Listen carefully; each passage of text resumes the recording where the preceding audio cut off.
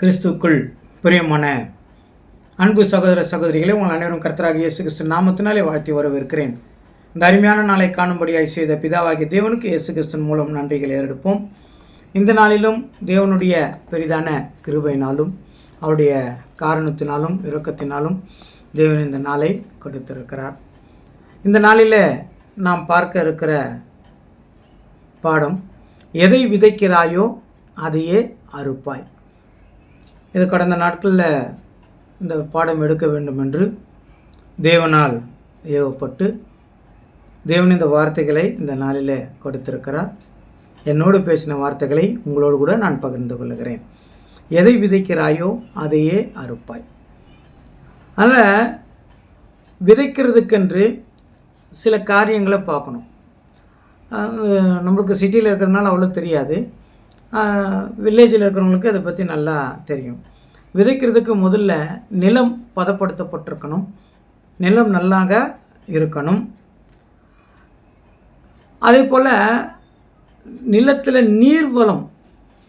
நீர்வளம் இருக்கிற இடமா பார்த்து தான் விதைக்கணும். நீர்வளம் இல்லைன்னா விதைக்கிறதெல்லாம் காஞ்சி போயிடும். இப்போது விதைக்கிறதுக்கு நீர்வளம் கூட முக்கியம்னு பார்க்கணும். இது பழைய ஏற்பாட்டில் ஏசியா புத்தகம் 32ஆம் அதிகாரம் 20வது வசனத்தில் இதை பற்றி சொல்லியிருக்கிறார்கள். நாம் வாசிக்கலாம். ஏசியா புத்தகம் 32:20. மாடுகளையும் கழுதைகளையும் நடத்தி கொண்டு போய் நீர்வளம் பொருந்திய இடங்களில் எல்லாம் விதை விதைக்கிற நீங்கள் பாக்கியவான்கள். நீர்வளம் பொருந்திய இடங்கள் எல்லாம் விதை விதைக்கிற நீங்கள் பாக்கியவான்கள் என்று அங்கே சொல்லியிருக்கிறதாக பார்க்குறோம். அதனால் எல்லா காலத்திலும் விதைக்க முடியுமா அப்படின்னா எல்லா காலத்திலும் என்ன பண்ண முடியாதுங்க, விதைக்க முடியாது. ஏனென்றால் எல்லாவற்றுக்கும் ஒரு காலம் உண்டு. அதுக்கு தான் பிரசங்கி 3ஆம் அதிகாரம் 1வது வசனத்தில் அதை பற்றி சொல்லும்போது வாசிக்கலாங்க. பிரசங்கி 3:1. ஒவ்வொன்றிற்கும் ஒவ்வொரு காலம் உண்டு, வானத்தின் கீழ் இருக்கிற ஒவ்வொரு காரியத்துக்கும் ஒவ்வொரு சமயம் உண்டு. போதுங்க. அதனால ஒவ்வொன்றுக்கும் ஒவ்வொரு காலம் உண்டு, வானத்துக்கு ஒவ்வொன்றுக்கும் ஒரு சமயம் உண்டு, விதைக்கு ஒரு காலம் உண்டு, அறுக்குவாங்க, நல்லா சொல்லுவாங்க. எங்களை ஒவ்வொன்றுக்கும் ஏற்ற காலங்கள் இருக்கிறது என்று ஒவ்வொன்றாக அங்கே சொல்லிக்கிட்டே வருவாங்க. எந்தெந்த காலத்தில் எது எது செய்யணும். இப்போ நம்ம காலமே பார்த்தோம்னா இது விதைக்கிற காலம் இல்லை. எங்களா இப்போ போய் நம்ம யாருக்கும் விதைக்க முடியாது. இப்போ அறுக்கிற காலம். ஏன்னா உலகத்தின் முடிவில் வந்திருக்கிறோம். இப்போ யாரையும் நம்ம கன்வெர்ட் பண்ணுற காலத்தில் நாம் இல்லை, இல்லைங்களா? இப்போது அறுக்கிற காலத்தில் வந்திருக்கிற அதை கூட நமக்கு பார்க்கணும். அதனால் பார்க்கும்போது எல்லாவற்றுக்கும் ஒவ்வொரு காலம் உண்டு என்று நாம் பார்க்குறோம். எந்தெந்த காலத்தில் எது எது செய்யணும்னு தெரிஞ்சுக்கணும். அந்தந்த காலத்தில் கரெக்டாக செஞ்சால் தான் அது எது சரியாக செய்ய முடியும். அதனால் கலாத்தியர் 6ஆம் அதிகாரம் 7வது வசனத்தில் சொல்லும்போது இதை தெளிவுபடுத்துகிறாங்க. ஒரு விஷயத்தை சொல்லலாம், வாசிக்கலாம். கலாத்தியர் 6:7. மோசம் போகாதிருங்கள், தேவன் நம்மை பரியாசம் பண்ண விட்டா மனுஷன் எதை விதைக்கிறானோ அதையே அறுப்பான். அங்க ஒரே வார்த்தையில் நீ எதை விதைக்கிறாயோ அதே அறுப்பாய், அவ்வளவுதான் அங்க சொல்லியிருக்கிறாங்க. அதனால அங்க விதைத்தா எதை விதைக்கிறாயோ அப்படின்ற வார்த்தை வந்ததுனால நீ எதை விதைக்கிறாயோ அது கட்டாயம் முளைத்து வரும். அதான் அதனுடைய அர்த்தம். கட்டாயம் அது முளைத்து வரும். அதனால நீ எதை விதைக்கிற ஒன்று விதைச்சிட்டின்னா அது கட்டாயம் ஒரு நாளைக்கு என்ன ஆகுங்க, முளைக்கும். அதனால் நீ மோசம் போகாதுன்னா ஜாக்கிரதையாருன்னு அர்த்தம். நீ எதாவது விதைச்சிட்டின்னா அது முளைச்சி தான் வரும். அதனால் நீ எப்படி விதைக்கணும் அப்படின்றத சொல்கிறாங்க. அதனால் இதை குறித்து நாம் இது இன்னொரு விதமாக, இது நிறைய விஷயம் நம்ம கேட்டிருப்போம். இன்றைக்கு இருக்கிற கொஞ்ச நேரத்தில் இது வேறு ஒரு விதமாக நம்ம இதை பார்க்கலாம். அப்போது விதை அது எதை குறிக்கிறது அப்படின்னா டக்குன்னு நம்ம சொல்லிடலாம். விதை என்றால் வசனத்தை குறிக்கிறது. அந்த வசனத்தில் நல்ல விதை அப்படின்னு எடுத்துக்கணும். ஏன்னா வசனம்னா நிறைய இருக்குது. நாடகங்கள், சினிமாக்களில் கூட வசனம் பேசுகிறாங்க, சபையில் கூட வசனம் பேசுகிறாங்க. அதனால் வசனம் என்றால் நிறைய அர்த்தம் வருது. அப்போது தேவனுடைய வார்த்தை அப்படின்னு வந்தால் அது நல்ல விதை. இப்போ விதைக்கிற இடம் எது அப்படின்னா உள்ளம், இல்லைங்களா? அப்போ உள்ளத்தில் விதைக்கப்பட வேண்டும். அப்போ இந்த உள்ளத்தில் விதைக்கப்படுகிற விஷயம் 2 இருக்குது. எதை விதைக்கிறாயோ அப்படின்னா நம்ம உள்ளத்தில் நாம் விதைக்கிறதும் ஒரு விஷயம் இருக்குது. இல்லைங்களா? இன்னொருத்தர் உள்ளத்தில் எதை விதைக்கிறோமோ அது கூட விஷயம் இருக்குது. அதனால் நம்ம என்ன பார்க்குறோன்னா, நம்ம உள்ளத்தில் தேவனுடைய வசனம் எப்படி விதைத்து இருக்கிறோம், எப்படியெல்லாம் தேவன் சொல்லியிருக்கிறாரோ அப்படி அதை விதைத்து முளைக்க செய்திருக்கிறோமா அப்படின்னு பார்க்குறோம். அப்படி முளைக்க செய்யும்போது அது செம்மையான இருதயத்தில் ரொம்ப மனமகிழ்ச்சியை தரும்னு சொல்கிறாங்க. அப்படி முளைக்க செய்யும்போது அப்போ தேவனுடைய வார்த்தை நம் இருதயத்தில் விதைக்கப்பட வேண்டும், அது முளைக்க வேண்டும். ரொம்ப முக்கியமாக அது முளைத்து வர வேண்டும், அதற்கு பலன் உண்டு என்றதாக கூட நாம் பார்க்குறோம். அதனால் எந்த அளவுக்கு அது முளைக்குது அதுக்கேற்ற பலன் கட்டாயம் உண்டு. அதுதான் சொல்கிறாங்க, எதை விதைக்கிறாயோ அதை அறுப்பாய்னா முளைத்து வர வேண்டும். அதான் சங்கீதம் புத்தகம் 97ஆம் அதிகாரம் 11வது வசனம் வாசிக்கும்போது, சங்கீதம் 97:11, நீதிமானுக்காக வெளிச்சமும் செம்மையான இருதயத்தாருக்காக மகிழ்ச்சியும் விதைக்கப்பட்டிருக்கிறது. எப்படி விதைக்கப்பட்டிருக்குதுங்க? நீதிமானுக்கு என்ன விதைச்சிருக்குதுங்களா? வெளிச்சமும். நீதிமானுக்கு வெளிச்சமும் செம்மையான இருதயத்தாருக்காக மகிழ்ச்சியும் விதைக்கப்பட்டிருக்கிறது. மகிழ்ச்சி விதைக்கப்பட்டிருக்கிறது. தேவன் ஆல்ரெடி அதை பண்ணிட்டார். செம்மையான நீதிமானுக்கு செம்மையான இருதயம் உள்ளவர்களுக்கு மகிழ்ச்சி, எப்பொழுதும் மகிழ்ச்சி, சந்தோஷம், கவலை இல்லை, துக்கம் இல்லை, இல்லைங்களா? எல்லாவற்றையும் மாற்றுகிற தேவன் நம்மோடு கூட வந்து எல்லாவற்றையும் மாற்றுவார். யாருக்கு என்றால் விதைக்கப்பட்டவர்களுக்கு. இப்போ கேள்வி இதுதான், நமக்குள்ள விதைக்கப்பட்டிருக்குதா, தேவனுடைய வார்த்தை விதைக்கப்பட்டிருக்கிறதா என்று சொன்னால் பதில் ஆம் என்று சொல்லுவோமேயானால் அது முளைத்து இருக்கிறதா, அதன் பலனை காண முடியுமா என்றெல்லாம் நமக்குள்ளே நம்ம கேள்வி கேட்கணும். ஏனென்றால் எதை விதைக்கிறாயோ அதே தான் அறுப்போம். அதனால் இருதயத்தில் நல்ல விதையை என்ன பண்ணுங்க, விதைக்கணும். அதாவது வேத வசனம் நம் இருதயத்தில் நல்ல விதைக்கணும். அது விதைச்சா நல்ல பலன் கிடைக்கும், நல்ல அறுவடை கிடைக்கும். அதாவது நாங்கள் எதை விதைக்கிறாயோ அதுவே அறுப்பாய். உன் இருதயத்தில் என்ன விதைச்சிருக்கிற, எதை குறித்து விதைச்சிருக்கிற, தேவனுடைய வார்த்தையை விதைச்சிருக்கிறாயா, அதுக்கான பலன் உண்டு என்று தேவன் நாங்கள் சொல்கிறதாக பார்க்குறோம். அப்போ எதை விதைக்கிறாயோ அதனுடைய பலன் கட்டாயம் உண்டு. அதான் ஏசியா 20:30-23 சொல்லும்போது, ஏசியா 30:23, ஏசியா 30:23 வாசிங்க. அப்பொழுது நீ நிலத்தில் விதைக்கும் உன் விதைக்கு அவர் மழையையும் நிலத்தின் பலனாகிய ஆகாரத்தையும் தருவார், அது கொழுமையும் புஷ்டியுமாயிருக்கும். அக்காலத்திலே உன் ஆடு மாடுகள் விஸ்தாரமான மேய்ச்சல் உள்ள ஸ்தலத்திலே மேயும். அதுதாங்க, இன்னொரு வாட்டி கூட வாசிக்கலாங்க. அப்பொழுது நீ நிலத்தில் விதைக்கும் உன் விதைக்கு அவர் மழையையும் நிலத்தின் பலனாகிய ஆகாரத்தையும் தருவார், அது கொழுமையும். இப்போ நிலத்தில் விதைக்கும் விதைக்கு அவர் என்ன தர்றாங்களா, மழையை தருகிறார் அப்படின்னு சொல்றாங்க. அப்போ நல்ல விதை விதைச்சா அப்போ தேவன் தான் அதுக்கு என்ன பண்றாரு, மழையை கொடுக்குறாரு, பலன் கொடுக்குறாரு, எல்லாம் கொடுக்குறாரு. அப்போ இருதயத்தில் தேவ வார்த்தை என்னும் தேவ வசனம் என்னும் வார்த்தைகள் நம்ம உள்ளுக்குள்ள கரெக்டாக விதைச்சிருந்தோம்னா அதற்கான பலனை அடைவோம். அதனால தேவனுடைய வார்த்தை நமக்குள்ள விதைக்கப்பட்டிருக்கிறதா அப்படின்னா நம்முடைய நீதினாலே அது விளங்கும். தேவனுடைய நீதி நமக்குள்ள வாசமாக இருக்கிறது என்று நாம் உணர்ந்தோம்னால் அந்த நீதியின் மூலமாகவே அது வளரும்.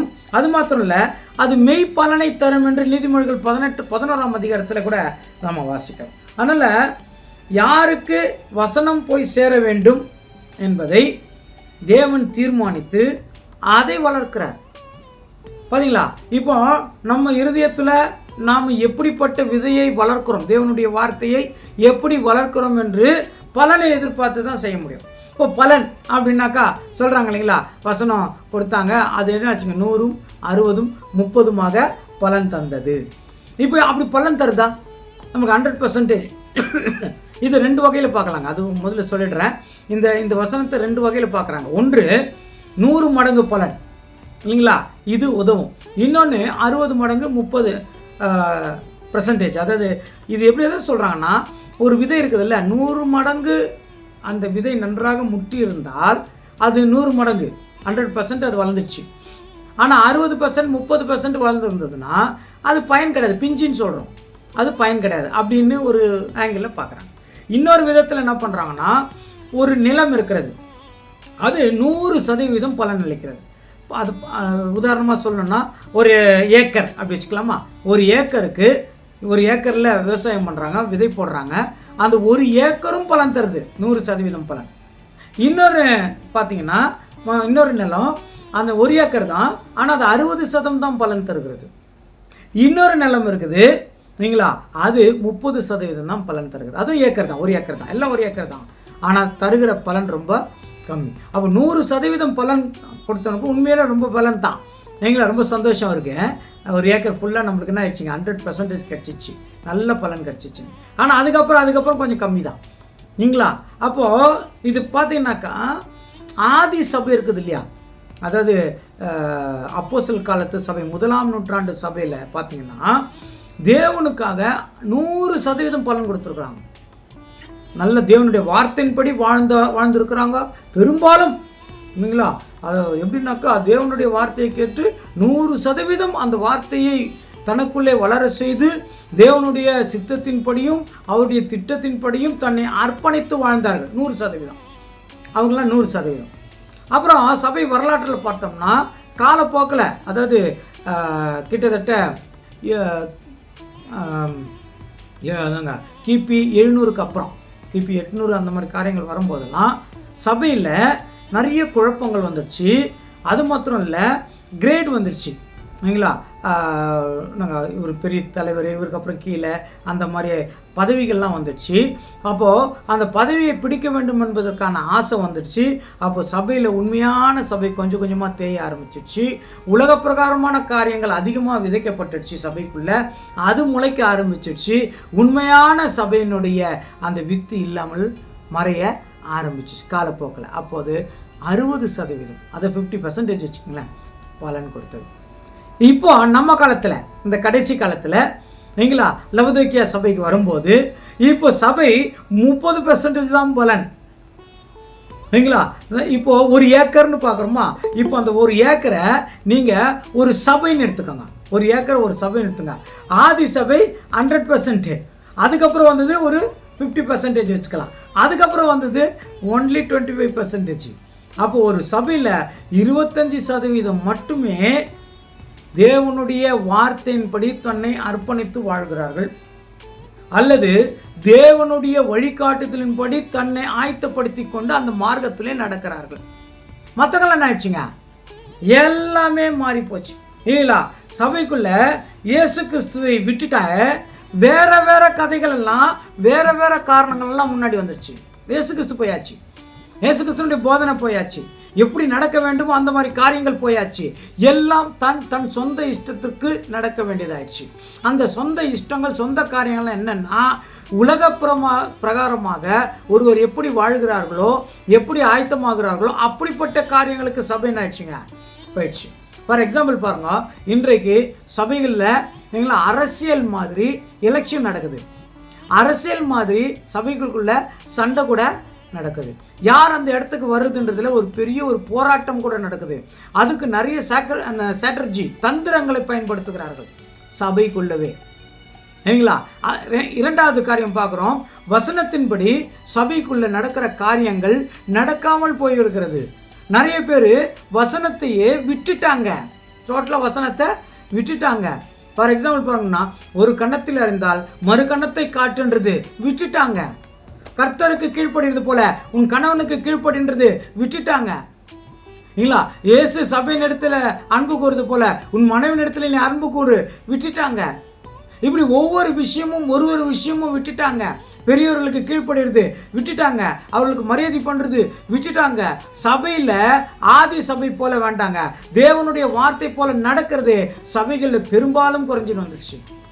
சபை நாயகர்கள், தலைவர்கள் நீங்களா, நீங்கள் அதை யார் வேணாலும் அதுக்கு ஃபில்லப் பண்ணிங்க, தலைவர்கள்ன்ற வார்த்தையில் நீங்களா, அவ்வளோ பேரும் நீங்களா அவர்கள் செய்கிற முறைமைகள், அவர்கள் செய்கிற காரியங்கள் எல்லாம் தேவனுடைய வார்த்தைக்கு விரோதமாக இருக்கிறது. பேசுகிற போது ஒன்று பேசுகிறார்கள், செய்கிற போது ஒன்று செய்கிறார்கள். ஒரு வசனம் அப்போ ஞாபகத்து வருது, அவர்கள் சொல்லுகிறது போல செய்யுங்கள், அவர்கள் செய்கிறது போல செய்யாதிருங்கள்னு ஒரு வார்த்தை இருக்குது பாருங்க. அப்படி இன்றைக்கு அநேக சபைகள் நடக்கிறதை பார்க்க முடிகிறது.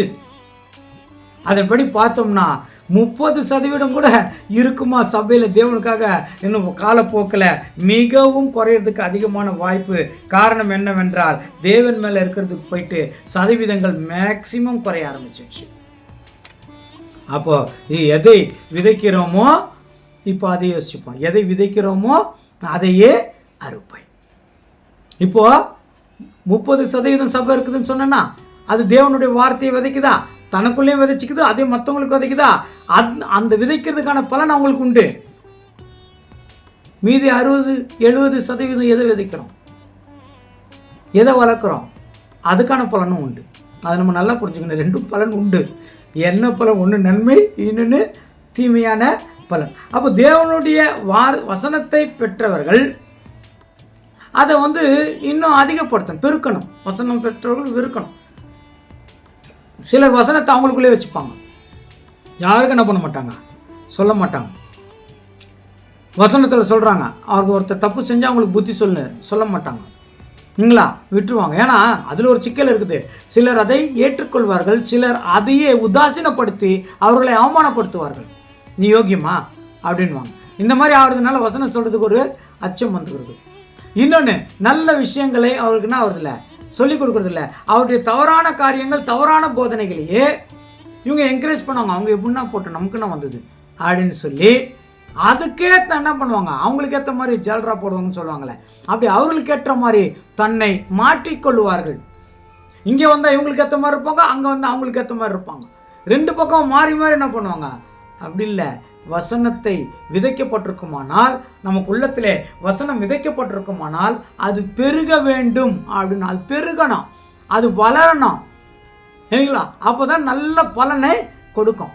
இப்போ பாருங்க, ஒரு விவசாயி ஒரு நிலத்தில் ஒரு விதை போடுறார், சரிங்களா? அதாவது ஒரு கோதுமை போடுறார். இப்போ ஒரு கோதுமைக்கு ஒரு கோதுமை தான் வளரும் அப்படின்னா போடவே மாட்டாங்க. எந்த விவசாயமும் பண்ண முடியாது. ஒரு கோதுமைக்கு ஒரு கோதுமை தான் அப்படின்னா பண்ண முடியுமா? முடியாது. ஒரு விதை போட்டால் அது முடிவில் பல விதைகள் ஆகணும். கரெக்ட் இல்லைங்களா? இப்போ ஒரு கோதுமை போட்டால் அதில் ஆயிரக்கணக்கான கோதுமைகள் வரணும். 1000 கோதுமைன்னு வச்சுக்கோங்களேன், 1000 கோதுமைகள் வரணும்.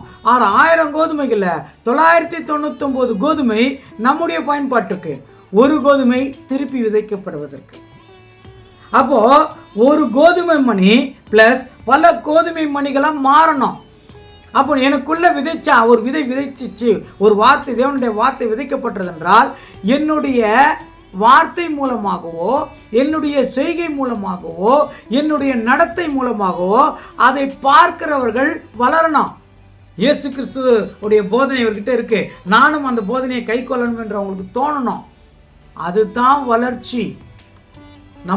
அதாவது ஒருத்தர் ரொம்ப அழகாக சொல்லியிருந்தாங்க, புறஜாதிகளுக்கு பைபிள் எது தெரியுமா?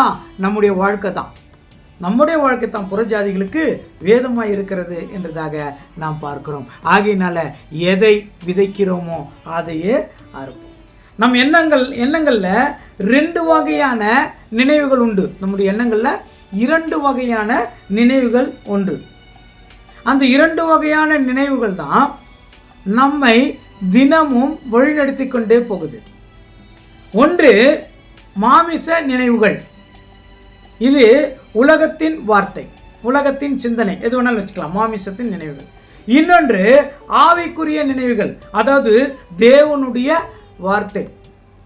நான் இன்றைக்கு இப்போ இந்த 24 மணி நேரம் இருக்குது இல்லையா, 24 மணி நேரத்தில் இந்த 2 விஷயங்களுக்குள்ள, ஒன்று உலகத்தின் நினைவுகள், இன்னொன்று ஆவிக்குரிய நினைவுகள். இந்த 2 விஷயங்களுக்குள்ள தான் நம்முடைய வாழ்க்கை இருக்குதுங்க.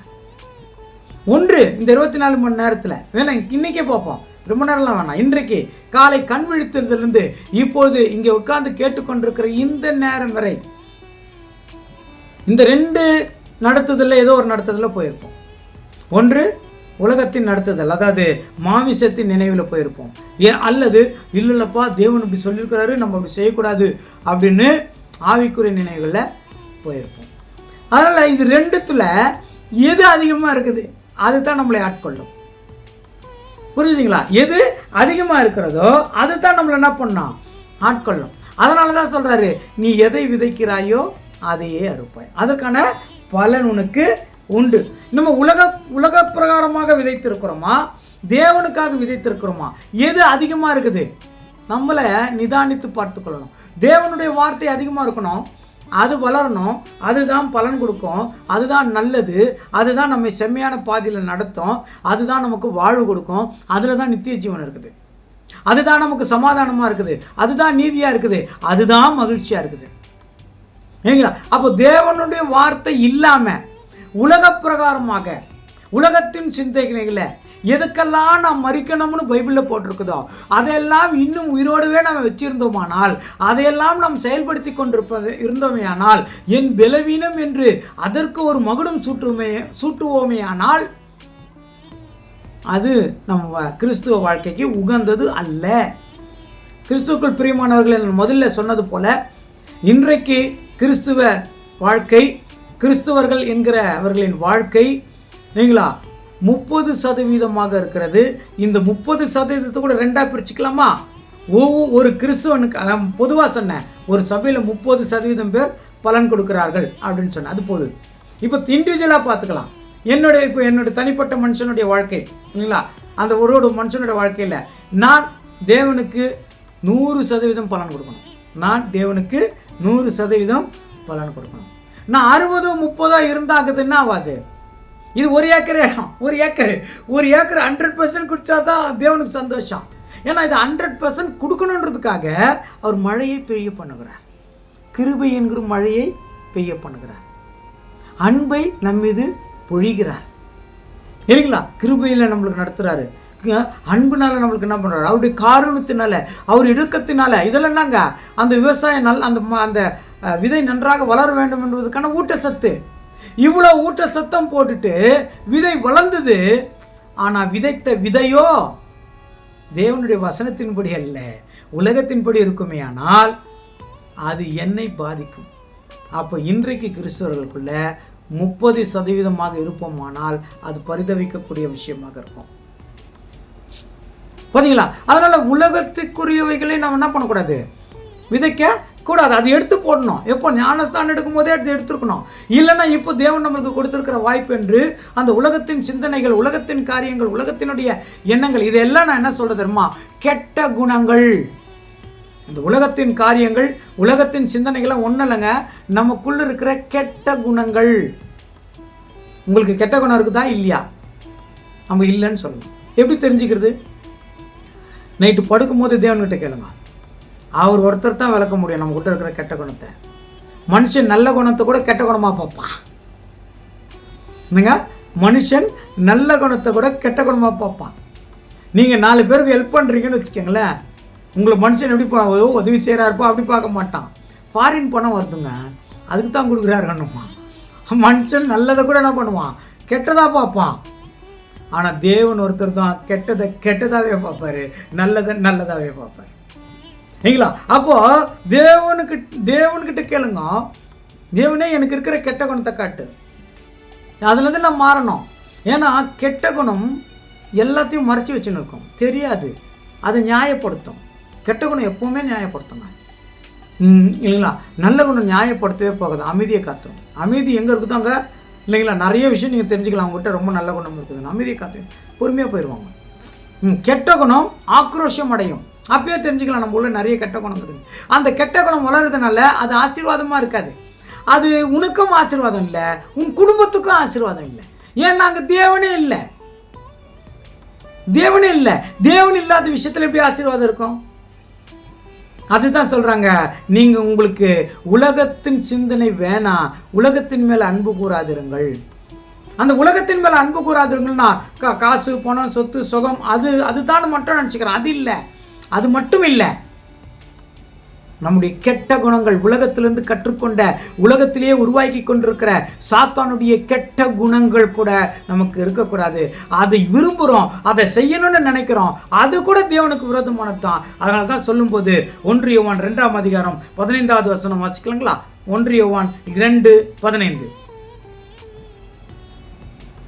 உலகத்திலும் உலகத்தில் உள்ளவைகளிலும் அன்பு கூறாதிருங்கள். ஒருவன் உலகத்தில் அன்பு கூர்ந்தால் அவனிடத்தில் பிதாவின் அன்பில்லை. இல்லைங்க, உலகத்தில் அன்பு கூர்ந்தால் அவனிடத்தில் என்ன இல்லைங்க, பிதாவினுடைய அன்பு இல்லை. உலகத்திலும் உலகத்தில் உள்ளவைகள் எல்லாம் வந்துடுச்சு. உலகத்தில் உள்ளவைகள் தான் சொத்து. அதுக்காக இப்போ சொத்து, பணம், வீடு, வாசல் இதுக்கு சம்பாதிக்கிறதுக்காக தவறான வழிகள் என்ன ஆயிடுறாங்க, போயிடுறாங்க. அது ஒன்று. கேரக்டர் ரெண்டாவது. உலகம் கேரக்டர். உலகத்தில் உள்ளவைகள் ஆடம்பரமான சொகுசான வாழ்க்கை வாழ்வதற்காக தவறான வழிமுறைகள். அதான் உலகத்திலும் உலகத்தில் உள்ளவைகள் அன்பு கூறாதிருங்கள். அப்புறம் என்ன சொல்றாங்க, ஒருவன் உலகத்தில் அன்பு கூர்ந்தால் அவனிடத்தில் பிதாவின் அன்பில்லை. ஒருவன் உலகத்தில் அன்பு கூர்ந்தால் அவனிடத்தில் என்ன இல்ல, பிதாவின் அன்பு இல்லைன்னா பிதா உன்னை கைவிட்டாருன்னு அர்த்தம்யா. தேவன் உன்னை கைவிட்டாரு, கிருபை விட்டுட்டாரு, கிருபை எடுத்துட்டாரு. ஏன், எதை விதைக்கணும்னு அவர் வார்த்தை கொடுத்தா அந்த விதையை வச்சுக்கி அதை விதைச்சியான்னு தேவன் வார்த்தை என்கிற விதையை கொடுத்தா அந்த விதையை எடுத்து போட்டு உலக விதையை எடுத்து போட்டு விதைச்சிட்டு அதை நல்லா தேவனுடைய கிருபையினாலும் அந்த மழையெல்லாம் அதெல்லாம் அந்த உலகத்தின் காரியங்களை போட்டு அதை பிரமாதமாக வளர செஞ்சா தேவன் அன்பு இருக்குமா? தேவன் நேசிப்பாரா? 17வது வசனம் வாசிங்களா. அதிலே 17. உலகமும் அது நிச்சயம் ஒழிந்து போ. உலகமும் அது நிச்சயம் நாங்க அப்போ ஒழிந்து போ. அப்போ அந்த எண்ணம் இருந்தா நாங்களும் ஒழிந்து போயிடுவேன். யோசனை பண்ணி பாருங்க. ஒழிந்து போறது என்னங்க, ஆசீர்வாதமே இல்லாத ஒரு வாழ்க்கை. தேவன் இல்லாத நிலை எப்படிப்பட்ட நிலை? தேவன் இல்லைன்னா அங்க முள்ளும் குறுக்கும் உண்டாயிடும். தேவன் இல்லைன்னா ஏதேன் தோட்டத்திலிருந்து வெளியே வந்துட வேண்டியதுதான். தேவன் இல்லைன்னா அந்த கிருபை நமக்கு கிடைக்காதுங்க. அப்போ தேவன் நல்ல விதை கொடுத்துருக்கிறாரா இல்லைங்களா? நான் எப்படிலாம் வாழணும், எப்படி நடக்கணும், உன் குணங்கள் எப்படி மாறணும், உன் குணங்கள் எதெல்லாம் கெட்ட குணம் இருக்குது அந்த கெட்ட குணங்கள்லாம் எடுத்துரு, எதெல்லாம் நல்ல குணம் அந்த நல்ல குணத்தெல்லாம் சேர்த்துக்க இல்லைங்களா? இப்போ சமீப காலத்தில் பஸ்கா இல்லைங்களா, உலகம் முழுவதும் ஒன்றுங்க இயேசு கிறிஸ்துவின் மரணத்தை நினைவு கூறுகிற நாள் வந்ததுங்களா. அப்போ புளிப்பில்லாத அப்பம் நீங்களா, துர்க்குணம் இதெல்லாம் என்ன உனக்கு போயிடணும் நீங்களா. அப்போ துப்புரவு உண்மை என்கிற குணம் இது இவ்வளோ டீட்டெயில் கொடுத்துக்கிறாரா, இவ்வளோ விதை கொடுத்துக்கிறாரா? இந்த விதையை உள்ளே போட்டு வளர வச்சுமா? இந்த விதையை 4 பேர்கிட்ட போட்டு வளர வச்சுமா? சில நேரங்களில் இந்த விதை நமக்குள்ளே போகிறத விட இன்னும் வெளியே போடுவோம் பாருங்க, அது ஓஹோன்னு வளர்ந்துடும். ஆனால் உள்ள உன் ஆத்துமாவே நீ இழந்து போவாய். உலகத்தையே ஆதாயப்படுத்திக்கிட்டாலும் உன் ஆத்துமாவை நீ விட்டுட்டீன்னா அதை இழந்து போவாய். எதற்காக பிடிக்கப்பட்டாய் அது போயிடும். அதைத்தான் அங்கே தேவனு சொல்கிறாரு, அது ஒழிந்து போகும். அதனால தான் நீங்கள் அந்த கலாத்தியர் 6ஆம் அதிகாரம் 7 படித்தோம் இல்லையா, அது 8 வாசிச்சு பாருங்களா, அதில் இன்னும் தெளிவாக போட்டுக்கிறாங்க. உங்களுக்கு தெரிய நினைக்கிறேன், இன்னொரு முறை கூட வாசிக்கலாம். கலாத்தியர் 6:8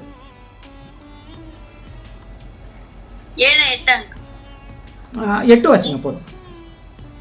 தன் மாம்சத்திற்கென்று விதைக்கிறவன் மாம்சத்தினால் அழிவை அறுப்பான், ஆவிக்கென்று விதைக்கிறவன் ஆவியினாலே நித்திய ஜீவனை அறுப்பான். போதுங்களா? இப்போ மாமிசத்திற்கென்று விதைத்தோம்னா என்னத்தான் வரும்? அப்போ மேலே சொல்லிட்டாங்கல்ல, உலகமும் அதன் நிச்சயங்களும் ஒழிந்து போகும். அதே தான் நம்மளுக்கு. நீ அதை விதைச்சு வச்சுக்கிற, அது போயிறையா. ஆனால் பார்க்குறதுக்கு பிரமாதமாக இருக்கும், செம்ம அட்ராக்டிவ் இல்லைங்களா? கௌரவம், நமக்கு பெரிய கௌரவம் இருக்கும் வந்தா இல்லைங்களா? ஒரு பெரிய உயர்வு நம்மளை பார்க்கும்போது எல்லாரும் நம்மக்கிட்ட வருது பேசுது, அதெல்லாம் ஒரு மகிமை இல்லைங்களா? 4 பேர் பார்த்து நம்மளுக்கு சோத்திரம் பிரதர் அப்படின்னு சொல்லும் போது ஒரு உற்சாகம். நிறைய பேர் ஆளை பார்த்தா என்ன பண்ணுவாங்க, ஸ்தோத்திரமே சொல்லுவாங்க தெரியுங்களா? ஸ்தோத்திரம் சொல்கிறது கூட ஆள் பார்த்துக்கிறான், ஆளை பார்த்தா ஸ்தோத்திரம் சொல்லுவாங்க. அந்த அளவுக்கு இருக்கணும். அதை விட கீழே இருந்தால் அவருக்கு ஸ்தோத்திரம் சொல்கிறதுல ஏன் ஒரு ஜபம் கூட அவருக்கு கொடுக்குறதில்ல. இன்னைக்கு தான் உலகம் இல்லைங்களா? அந்த அந்தஸ்து, அந்த உயர்வு, அந்த எல்லாம் அப்படியே இது எல்லாம் அதான் சொல்கிறேன். உலகம் பார்க்கும்போது பிரமாதம் பிரமாதம் பிரமாதம். பரலோகம் அது கண்ணுக்கு தெரியலங்க. நான் யாரும் பரலோகம் போயிட்டு வந்து சொல்லலை, வார்த்தையில் இருக்குதுங்க. செய்கையில் எங்கே இருக்குது? கண்ணால் எங்கே பார்க்குறோம்? இதை பார்க்குறோம், இதை செய்கிறோம் அப்படிங்கிற ஒரு ஆர்வத்தை பிசாசானவன் தூண்டி சபைகளை அப்படியே மூடி போட்டு மறைச்சிட்டான். இன்னும் சொல்ல போனா கூட போட்டு கவுத்துட்டான் அந்த நல்ல வெளிச்சத்தின் மேலே. நல்ல உப்பாய் இருக்க வேண்டியவர்களை சாரமற்று போகும்படியாக பிசாசு தந்திரமா கிறிஸ்தவர்களை வஞ்சிச்சுட்டான். எதற்காய் பிடிக்கப்பட்டும் அது போயிடுச்சு. என்ன காரணம்? இந்த அழிந்து போகிறத வச்சுட்டுலாம் பண்றாங்க. அவ்வளோ ஆசை, அவ்வளோ பெருமை. இல்லைங்களா? சர்ச்சுக்கு வந்தா இல்லைங்களா போடுற ட்ரெஸ்ஸு பார்த்து மகிமை தேடுறாங்க. ஓ, இந்த ட்ரெஸ் பேசுறது கூட எப்படி பேசுகிறாங்க? தனக்கு இல்லைங்க நல்லா வசதியாக நமக்கு ஈக்குவலாகிறாங்களோ அவங்கக்கிட்ட ஃப்ரெண்ட்ஷிப்பு. யாரெல்லாம் பாவமாக இருக்கிறாங்களோ, யாரெல்லாம் இல்லைங்க வெகிலியாக இருக்கிறாங்களோ அவங்கக்கிட்ட ஒரு டிஸ்டன்ஸை மெயின்டைன் பண்ணுறது. இதுதான் அநேக சபைகளுக்குள்ளே நடக்கிற ஒரு காரியம். சரிங்களா? ஏன் நீ விதைக்கிறது, நீ எதை வளர வச்சுட்டு இருக்கிற தெரியுமா? ஃபஸ்ட்டு தேவனுடைய வார்த்தையை வாங்கின, அது விதைக்காமல் விட்டுட்ட. இப்போ வேற ஒன்று வளர்ந்துட்டு இருக்குது. அது உலக பிரகாரமான விதை. தேவனுக்கும் அதுக்கும் ஒப்பிடும்போது அது கலை. ஆக்சுவலாக அந்த கலையை பிடுங்கி போடணும். அப்போ தான் இது வளரும்ன்றதே தெரியாமல் கலைகளை வளர விட்டு கொண்டிருக்கிறது இன்றைய காலத்து சபைகள். இந்த காலத்து சபைகள்னா நவீன கால சபைனே பேர் இந்த காலத்து சபைகளுக்கு. சரிங்களா? அப்போ தேவனுடைய வார்த்தையில் இல்லாமல் அதை கை கொள்ளாமல் இருந்தா இன்னும் அதை ஏற்கனவே வாசிங்களா? 1 யோவான் 2ஆம் அதிகாரம் அதில் 5வது வசனம் கூட வாசிச்சிருங்க. 1 யோவான் 2ஆம் அதிகாரம் 5வது வசனம். அவருடைய வசனத்தை கை கொள்ளுகிறவனிடத்தில் தேவ அன்பு மெய்யாக பூரணப்பட்டு இருக்கும். அவருடைய வசனத்தை கை கொள்ளுவனிடத்தில் தேவ அன்பு மெய்யாக. அப்போ யார் வசனத்தை கை கொள்ளுகிறாங்களோ அதை ஜட்ஜ் பண்றது கூட நம்ம கிட்ட தாளந்து இல்லை. புரியுதுங்களா? இப்போ ஒருத்தர் 1 லிட்டர் எண்ணெய் கொடுக்குறாரு. இது 1 லிட்டர் தானான்னு அளக்கிறதுக்கு என் கையில் 1 லிட்டரு அளவுகோல் இருக்கணும். அந்த ஜக்கு இருக்கணும். 1 லிட்டர் ஜக்கு இருக்கணும். 1/2 லிட்டர் ஜக்காவது இருக்கணும்.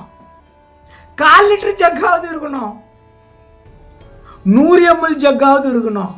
அட 50 ml ஜக்காவது இருக்கணுங்க. அட 10 ml ஜக்காவது இருக்கணும். அப்போ தான் இந்த 1 லிட்டர் எண்ணெய் அளக்க முடியும். என்கிட்ட ஜக்கு இருக்குது, அளக்கலாம். ஆனால் அது ஓட்டையாகுது. எப்படி அளப்பீங்க? இல்லைங்களா? அப்போ வேத வசனம் இன்னொரு வாட்டி கூட வாசிக்கலாங்க. அதங்க அவருடைய வசனத்தை கை கொள்ளுகிறவனிடத்தில் தேவ அன்பு மெய்யாக பூரணப்பட்டு. இப்போ கண்டுபிடிக்கணும் அவர்கிட்ட மெய்யான அன்பு இருக்குதா, அவர் வசனத்தை கை கொள்கிறாரா, இது ரெண்டும் கண்டுபிடிக்கணும்னா என்கிட்ட கொஞ்சமாவது ஒரு 10 ml ஜக்காவது இருக்கணுங்க. அப்போதான் அதை ஊற்றி அளந்து பார்க்க முடியும். அதுவே இல்லைன்னா அந்த மெய்யான அன்பு கூட என் கண்ணுக்கு எப்படி தெரியுமா தெரியும்? போலின்னு தான் தெரியும். மெய்யான அன்பு கண்ணுக்கு தெரியாது. ஏன்னா என்கிட்ட அந்த ஜக்கு இல்லையே. ஓட்டை ஜக்கு இருக்குதே. நானும் ஓட்டை, என் ஜக்கும் ஓட்டை. எனக்கு எப்படி நல்லதெல்லாம் கண்ணுக்கு தெரியும்? அப்பதான் அப்தாயி சொல்றாரு, என் கண்களை திறந்தரலாம், உன்னுடைய அதிசயங்களை நான் பார்க்கும்படிக்குன்னா கண்ணு திறக்கப்படணுங்க. வசனம் நமக்குள்ளே போனால் தான் கண்கள் திறக்கப்படும். இல்லைனால் உலகம் இந்த கண்ணை மறைத்து அவரை மொத்தமாக நம்மிடத்திலிருந்து பிரித்து விடும். சகோதர சகோதரி, அப்போ தேவனுடைய வசத்தை கை கொள்ளாமல் நமக்கு ஆசீர்வாதம் வரணும். எப்படி வரும்? கொள்ளு போட்டுட்டு நெல் வரணும். எப்படிங்க வரும்? கொள்ளு போட்டால் கொள்ளு தான் வரும், நெல் போட்டால் நெல் தான் வரும்.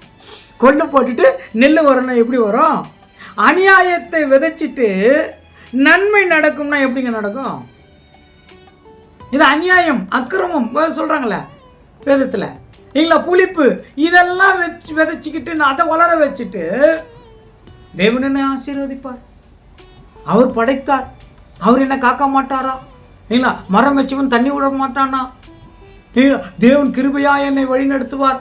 எல்லாம் ஏன் தேவனுடைய வார்த்தை உனக்கும் ஏட்டில் இருப்பது போல தேவனுக்கும் நீ சொல்றதெல்லாம் ஏட்டில் தான் இருக்கும். மனசு அவருடைய மனசுல வராது. ஏன்? உண்மையா இல்லையே? தேவன் மேல அன்பே இல்லையே. நீ 30% இருக்கிற, என்ன 30%? நல்லா சர்ச்சுக்கு போற, நல்லா பைபிள் வாசிக்கிற, நல்லா ஜெபம் பண்ற, நல்லா ஊழியம் பண்ற. ஆனா தேவனுக்கு செய்ய வேண்டியதில் என்ன பண்ணல? 30% வந்துச்சு. மீறி 70% கிரியை வேணுமே. எந்த வார்த்தையை கேட்டு அதன்படி தன்னை மாற்றிக்கணுமே, குணங்கள் மாறணுமே. இன்னும் மாறலையே அப்படின்னா 30% தான் அது பலன் அளிக்கும். எதை விதைக்கிறாயோ அதையே அறுப்பாய். அதுதான் சொல்லும்போது அநியாயத்தை விதைச்சிட்டு எனக்கு நன்மை கிடைக்கும், எனக்கு ஆசீர்வாதம் கிடைக்கும், எனக்கு கிருபை கிடைக்கும், என்னை தாங்குவார், என்னை பலப்படுத்துவார், எனக்கு சகாயம் செய்வாருன்னா நீ அவருக்குள்ளவே இல்லையே, எப்படி நடக்கும்?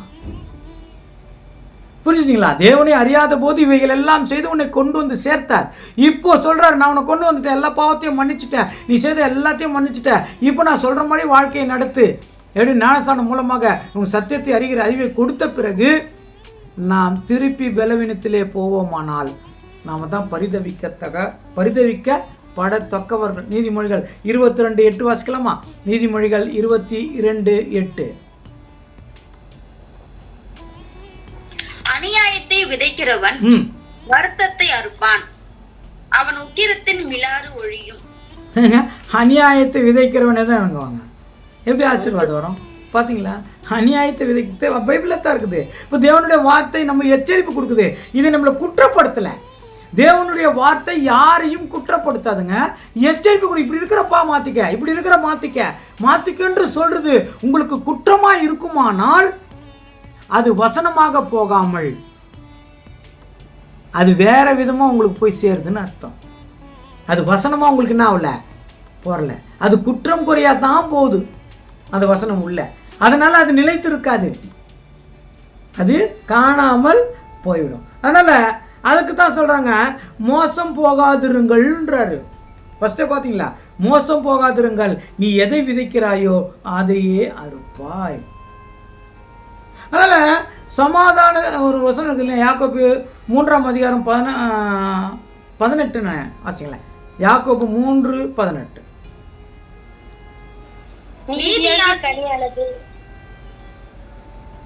நீதியாகிய கனியானது சமாதானத்தை நடப்பிக்கிறவர்களாலே சமாதானத்திலே விதைக்கப்படுகிறது.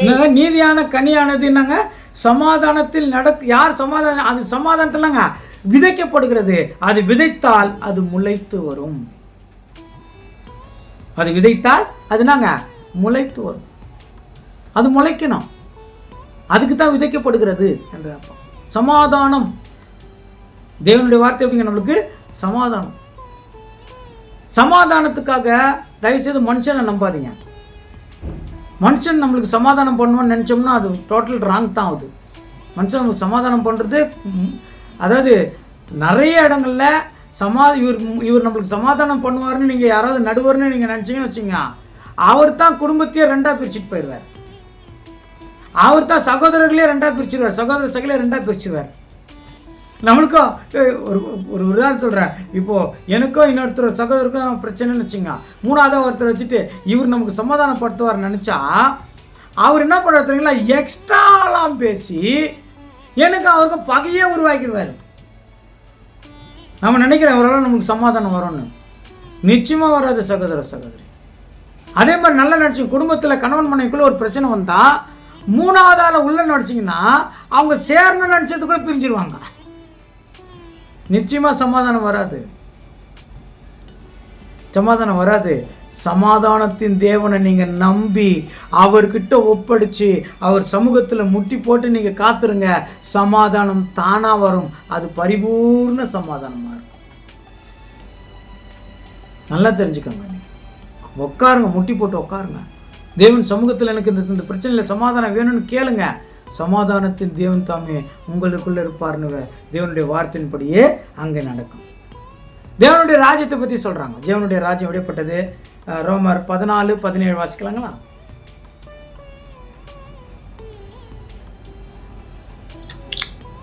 தேவனுடைய ராஜ்யம் புசிப்பும் குடிப்பும் அல்ல, அது நீதியும் சமாதானமும் பரிசுத்த ஆவியினால் உண்டாகும் சந்தோஷமுமாய் இருக்கிறது. தேவனுடைய ராஜ்யம் எப்படி இருக்குதுங்க? நீதியும் சமாதானமும் சந்தோஷமா உண்டாகும். அது தேவனுடைய விதை எப்படி இருக்குது நம்மளுக்கு? அது நீதியும் சமாதானமும் சந்தோஷமா இருக்குது. தேவனுடைய நீதி வரணும், தேவனுடைய சமாதானம் நம்மளுக்கு வேணும், சந்தோஷம் தானா வரணும். தேவனுடைய வார்த்தை உண்மையாக ஏற்றுக்கொள்ளுகிற அந்த மனசு இருக்குது பார்த்தீங்களா? நான் இது படித்தான் நடப்பேன், யார் என்ன சொன்னாலும் பரவாயில்ல, யார் என்னை வெறுத்தாலும் பரவாயில்ல, நான் தேவனுடைய வார்த்தையின் படித்தான் என்ன பண்ணுவேன், நடப்பேன். தேவன் சொல்லியிருக்கிறார், அப்படித்தான் நான் செய்வேன். அவர்களுக்கு பிடிச்சிருக்குதோ பிடிக்கலையோ எனக்கு அதை பற்றி தெரியாதுங்க. தேவன் சொல்லியிருக்கிறார், அப்படித்தான் நான் நடப்பேன். அதை வளரணும். இயேசு கிறிஸ்துவை விசுவாசிக்கிறோமா? இயேசுவே இயேசுவே இயேசுவே இயேசுவே இயேசுவேன்றோம். வார்த்தைக்கு வார்த்தை, வார்த்தைக்கு வார்த்தை. இயேசுவே பாட்டு பாடும் போது எங்கே உக்காந்தாலும் ஏஞ்சாலும் நின்னாலும் இயேசுவே இயேசுவே இயேசுவே தான். நான் இயேசுவை இருதயத்திலே சுமக்கிறேன் என்று வெறும் வாயில இயேசுவை சொல்லிட்டு இருக்கிறோம். தெரியுங்களா? ஏன் சொல்கிறேன் தெரியுங்களா? அவர் சொல்லியிருக்கிறார் இல்லையா, நீங்கள் என்னிலேயும் என் வார்த்தை உங்களிலேயும் விதைச்சிருக்கிறோமா? விதைச்சிருந்தா இந்த இயேசு சொல்கிறது கரெக்டு. இயேசுவே இயேசுவேன்னு சொல்கிறது கரெக்டு. விதைச்சிருந்தா. விதைக்காம நீ இயேசுவே இயேசுன்னு சொல்கிறீங்க அப்படின்னு தேவனே கேள்வி கேட்பார். அதான் சொன்னார், வசனமே உங்களை நியாயம் தீர்க்கும். கடைசி காலமாக இருக்கிறது சகோதர சகோதரி. எந்த அளவுக்கு நாம் வசனத்தை கை கொள்ள வேண்டுமோ அந்த அளவுக்கு கை கொள்ளணும். உண்மையாய் தேவனுடைய இருதயத்தை, அதாவது உண்மையாய் தேவனுடைய வசனத்தை தன் இருதயத்தை சுமக்குவவர்கள் கண்ணீர் வடிப்பார்கள்னு இருக்குதுங்க. அவர்கள் கண்ணீர் வடிப்பார்கள். ஏன் கண்ணீர் வடிப்பார்கள் தெரியுங்களா? ஐயோ என் ஜனங்கள் இப்படி இருக்கிறதே என்ன பண்ணுவாங்க? கண்ணீர் வடிப்பார்கள். ஐயோ என் ஜனங்கள் சரிங்களா என்னை போல் மாற வேண்டுமே, அவர்களையும் மாற்ற வேண்டுமே என்று ஏங்குவார்கள், ஜெபிப்பார்கள், துடிப்பார்கள். சகோதர சகோதரி, ஆனா அப்படி உண்மையா இருக்கிறாங்க பாருங்க. தேவனுடைய வார்த்தையின்படி அவங்களுக்கு ஒரு விஷயம் தெரியுங்களா? இருதயத்தில் கை வச்சு உனக்கு யாருன்னா பகைஞர்கள் இருக்கிறாங்களான்னா அவங்க இருதயம் சொல்லும் இல்லைன்னு சொல்லும். வாய் இருக்க இல்லை வேண்டாம், அது வேண்டாம். ஒவ்வொருத்தரும் இருதயத்தில் கை வச்சு உங்களுக்கு பகைஞர் யாராவது இருக்கிறார்களா என்று சொன்னால் அந்த இருதயம் இல்லைன்னு சொல்லிச்சுன்னா தேவனுடைய வார்த்தை உங்களுக்குள்ளே வளர்ந்து கொண்டு வருகிறது. நம்மளே தெரிஞ்சுக்கலாம். ஒருவேளை இருதயத்தில் கையை வைக்கும்போது அந்த இருதயம் நீ உன்னை பகையாக நினைத்து கொண்டிருக்கிறாய் என்று சொல்லுமே, ஆனால் உடனடியாக அதை விடுறதுக்கு தேவன் நம்மோடு கூட துணையாக நிற்கிறார். நம்மளை கைவிடுகிறது இல்லை சகோதர சகோதரி. அதுதான் நம்மளுக்கு நாங்கள் வேணும். நீங்களா? அதான் நீதிமொழிகள் 11ஆம் அதிகாரம் 18வது வசனம் வாசிங்க. நீதிமொழிகள் 11:18. துன்மார்க்கன் விருதா வேலையை செய்கிறான், நீதியை விதைக்கிறவனோ மெய் பலனை பெறுவான். நீதியை விதைக்கிறவன் மெய் பலனை என்ன பண்ணுவான்? பெறுவான். நல்ல பலன் கிடைக்கும் நீதியை விதைக்கிறவர்களாலே என்றதாக நாம் பார்க்கிறோம். சங்கீதம் 126:5. சங்கீதம் 126:5. கண்ணீரோட விதைக்கிறவர்கள் கெம்பீரத்தோட அறுப்பார்கள். அதுதாங்க. அப்போ தேவனுடைய பிள்ளைகள், நீங்க உண்மையிலேயே தேவனுடைய விதை உங்களுக்குள்ளே வளரும் என்றால், அந்த தேவனுடைய வார்த்தை உங்களுக்குள்ளே வளரும் என்றால் உங்களுக்கு கட்டாயம் கண்ணீர் வரும். இந்த உலகத்தை நினைத்து கண்ணீர் வரும். இங்கே இருக்கிறவர்கள் நினைத்து துக்கித்து கண்ணீர் வரும். யார் தேவனை விரோதமாக நடக்கிறார்களோ அவர்களை பார்த்து கண்ணீர் வரும். அவர்கள் தேவனுக்குள்ளே வர வேண்டும் என்ற ஏக்கம் வரும், துடிப்பு வரும், ஜெபிக்க வரும். கிறிஸ்துக்குள் பிரியமானவர்களே, நாம் அதை மறந்துவிடக்கூடாது. ஒன்று புரிந்து கொள்ள வேண்டும். ஒருவருக்கு நாம் என்ன செய்கிறோமோ அது அப்படியே நமக்கு வரும். அது தாங்க, எதை விதைக்கிறாயோ அதையே அறுப்பாய். எந்த அளவுக்கு நன்மை செய்கிறோமோ அந்த அளவுக்கு நமக்கு நன்மை வரும். எந்த அளவுக்கு நாம் கெடுதி செய்கிறோமோ அந்த அளவுக்கு கெடுதி வரும். அது கொஞ்சம் கெடுதி செஞ்சாலும் கொஞ்சம் கெடுதி வரும், கொஞ்சம் நன்மை செஞ்சாலும் கொஞ்சம் நன்மை வரும். தேவன் பாரபட்சம் பார்க்கறது இல்லை. சரிங்களா? என்ன செய்யறியோ அதுதான், அதுக்கான பலன் கட்டாயம் உண்டு. ஒரு பழமொழி சொல்லுவாங்களா, உப்பை தின்னவன் தண்ணி கொடுப்பான்ற மாதிரி நாம் எதை செய்கிறோமோ அதுதான். அதெல்லாம் சொல்லும்போது அந்த கலாத்தியர் 6ஆம் அதிகாரம் 7-8 வாசிச்சு நம்ம முடிச்சிடலாங்க. கலாத்தியர் 6ஆம் அதிகாரம் 7-8 வசனங்கள்.